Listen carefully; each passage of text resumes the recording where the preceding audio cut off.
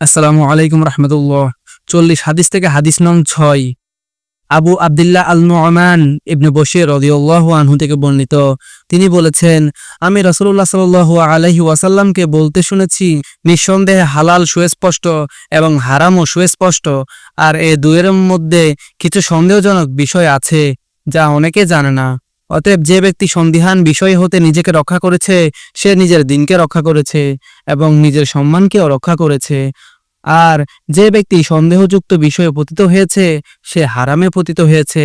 তার অবস্থা সেই রাখালের মতো যে নিষিদ্ধ চারণভূমি চারপাশে গবাদি চড়ায় আর সর্বদা এ আশঙ্কায় থাকে যে যে কোনো সময় কোনো পশু তার মধ্যে প্রবেশ করে চড়তে আরম্ভ করবে।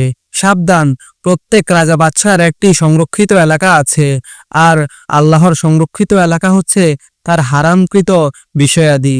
সাবধান, নিশ্চয় শরীরের মধ্যে একটি মাংসপিণ্ড আছে, যখন তা ঠিক থাকে তখন সমস্ত শরীর ঠিক থাকে, আর যখন তা নষ্ট হয়ে যায় তখন গোটা দেহ নষ্ট হয়ে যায়। এটা হচ্ছে কলব বা হৃৎপিণ্ড। সহিহ বুখারী হাদিস নং 52। আল্লাহ তাআলা আমাদেরকে বুঝার ও আমল করার তৌফিক দান করুন। আমিন। আসসালামু আলাইকুম রহমতুল্লাহ।